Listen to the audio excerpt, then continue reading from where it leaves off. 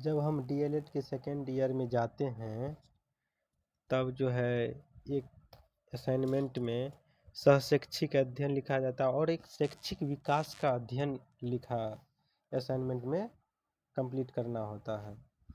तो ये कैसे लिखते हैं आज इसकी जानकारी हम लेते हैं और पूरी जानकारी हम देंगे। तो पहले क्या करेंगे, समझते हैं शैक्षिक विकास का अध्ययन होता क्या है। तो शैक्षिक विकास का अध्ययन यह होता है जो अपने टीचिंग के संबंधित जब अपना जो एससीपी होता है वो पूरा करते हैं, उसके एससीपी के अंदर में क्या क्या करते हैं, कौन कौन से टेस्ट लेते हैं, क्या पढ़ाए हैं, किसका टेस्ट लिए हैं, क्या शैक्षिक विकास में चित्रकला करवाए हैं, क्या ललित कला करवाए हैं, क्या टेस्ट लिए हैं, कितना पढ़ाए हैं, तो उसका टेस्ट क्या सब लिए हैं, यही सब दिखाना होता है।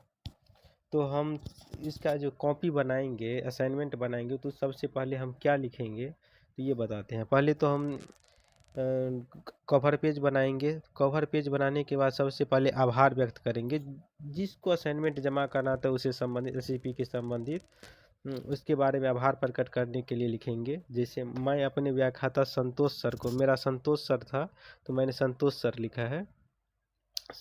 संतोष सर को आभारी हूँ जिनका कुशल दिशा निर्देश व स्नेहपूर्ण सहयोग से इस परियोजना कार्य को सफल रूप दे पाया हूँ। मैं आदरणीय प्राचार्य संजय सर, प्रिंसिपल जो संजय सर थे मेरे, के प्रति सहृदय सम्मान और आत्मीय आभार व्यक्त करता हूँ। मैं अपने परिवारजनों एवं मित्रों का आभार व्यक्त करता हूँ जिसने मुझे इस कार्य में सहयोग किया है। अंत में अपनी निष्ठा और ईमानदारी से इस संस्थान को सपरिवार को कोटि कोटि आत्मीय आभार प्रकट करता हूँ। ऐसा ही लिख देना है और ये बॉर्डर दे देना है जिसे देखने में अच्छा लगे। इसके बाद प्रस्तावना लिख देना है, जैसे लिखा हूँ सेम टू सेम आप लिख दीजिएगा। देखिए वीडियो रोक रोक करके लिख लीजिएगा, दिखा दे रहा हूँ। इसके बाद परिचय लिखिएगा। हम लोग जानते हैं कि सभी बच्चों में सीखने की प्रक्रिया अलग अलग होती है। अपने स्कूल के बच्चों के बारे में कुछ कुछ लिख देना है। प्रशिक्षकों की इस बात की जानकारी होनी चाहिए कि अधिक आईक्यू वाले विद्यार्थी कम आईक्यू वाले की अपेक्षा अधिक शीघ्रता सीखते हैं। यही सब मनोविज्ञान जो पढ़ते हैं उसी से संबंधित लिख देंगे। अब देखेंगे आकलन की हम योजना, आकलन में हम कैसे किए हैं, स्कूल के अंदर कैसे टेस्ट लिए हैं, क्या पढ़ाए हैं, क्या सब किया है, इसके बारे में लिखना है। जैसे मैंने लिखा है क्या, मैंने आवंटित विद्यालय में शिक्षण के दौरान कक्षा 3 के विद्यार्थियों को सीखने की गति में धीमा नजर आई। प्रथम 2 सप्ताह के शिक्षण में कक्षा का अवलोकन किया, यही सब लिख देना है। ऐसे सबसे पहले बातचीत के द्वारा सभी विद्यार्थियों को जाना, उसके बाद मैंने विद्यार्थियों को परीक्षण के बारे में सोचा।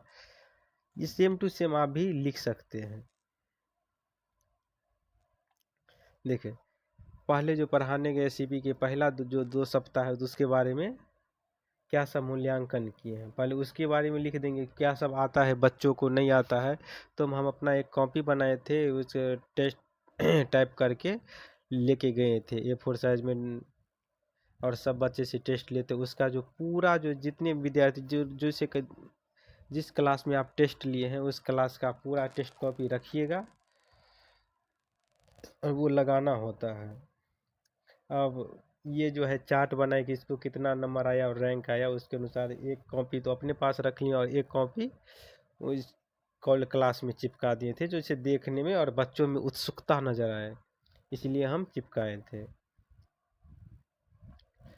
अब देखिए आंकड़ों का संग्रहण कैसे कैसे किए हैं वो लिखना है। मैं धीरे धीरे भगा रहा हूँ, आप लिख लीजिएगा।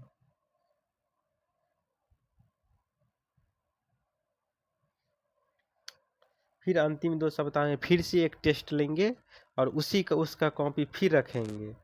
मैं इसमें ये भी लगाया हूँ, देखिए ऐसे करके लगा देना है आपको।